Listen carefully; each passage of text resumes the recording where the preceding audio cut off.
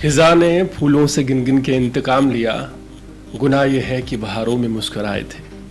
खिजा का मतलब पतझड़ होता है और फूल तो आप जानते ही हैं, और बहारों यानी कि बसंत में, यानी कि उन फूलों से पतझड़ ने बदला लिया जो बसंत में मुस्कुराए थे।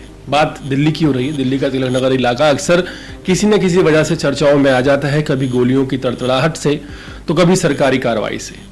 यहाँ का माहौल हमेशा सुर्खियों में बना रहता है। आपको याद होगा मई 2024 में फ्यूजन कार शोरूम पर बड़ा हमला हुआ था।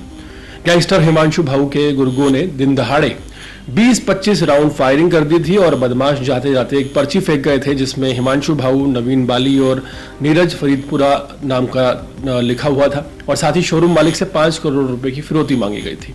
उस वक्त पूरे इलाके में दहशत का माहौल बन गया था। अब वही fusion car showroom Tilak Nagar का फिर से चर्चाओं में है, लेकिन इस बार वजह गोलीबारी नहीं बल्कि सरकारी विभाग की रेड है। सूत्रों के मुताबिक पश्चिमी दिल्ली के तिलक नगर थाना क्षेत्र से स्थित इस शोरूम पर वास्तु एवं कर सेवा यानी कि जीएसटी विभाग की टीम ने छापा मारा है। बताया जा रहा है कि टैक्स चोरी और कागजात में गड़बड़ी को लेकर कार्रवाई की जा रही है।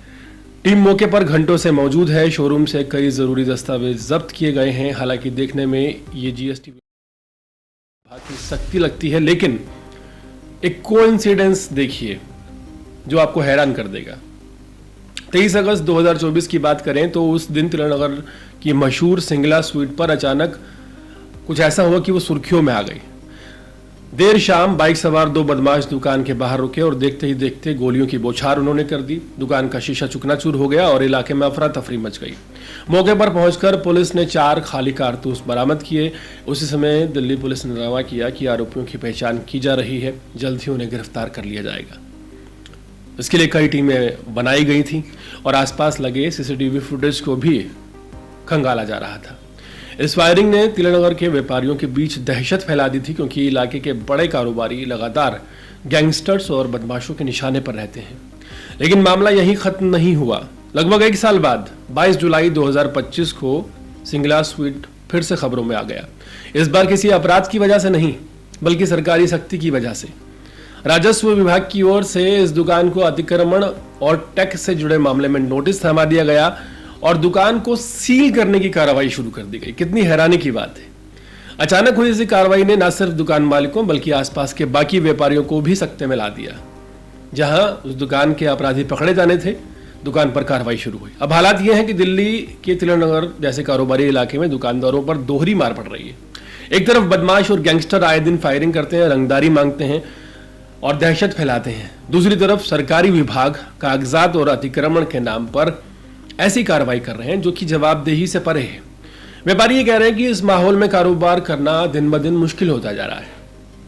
और इत्तेफाक देखिए, 1 साल पहले उसी जिले के इसी इलाके तिलक नगर में उसी मार्केट में 2 दुकानों से रंगदारी मांगी जाती है, गोलियां चलती हैं, गैंगस्टर गोलियां चलाते हैं, नोट्स छोड़ के जाते हैं, इलाके में दहशत फैला दी जाती है। लेकिन जैसे ही सरकार बदलती है, तिलक नगर मार्केट में वही दुकानदार अचानक सरकारी विभाग के रडार पर आ जाते हैं। कभी जीएसटी की रेड, कभी राजस्व विभाग का नोटिस, तो कभी सीलिंग की धमकी। अब बड़ा सवाल यह है कि क्या यह महज संयोग है, कोइंसिडेंस है, या फिर कहीं ना कहीं एजेंसियों का प्रयोग है, या कह लीजिए या मान लीजिए कि यह एजेंसियों का दुरुपयोग हो रहा है। क्योंकि संयोग इतना सीधा नहीं हो सकता कि जिन दुकानों को कल बदमाश निशाना बना रहे थे, आज वही दुकानें सरकारी कार्रवाई का शिकार बन रही हैं। लोग कह रहे हैं कि अगर किसी व्यापारी पर सचमुच गड़बड़ी है तो कार्रवाई जरूर होनी चाहिए, लेकिन जब ये घटनाएं एक जैसी लाइमलाइट में जुड़ जाती हैं तो शक होना लाजमी है। आखिर तिलक नगर की वही दुकानें क्यों बार बार सुर्खियों में आ जाती हैं? क्या यह बदमाश और सरकारी दबाव का डबल गेम है? आखिर ये गेम क्या है? जिन दुकानों पर बदमाशों ने फायरिंग की थी, उन्हीं दुकानों पर सरकारी विभाग की रेड क्यों है? बाकी दुकानों ने भी तो अतिक्रमण किया होगा।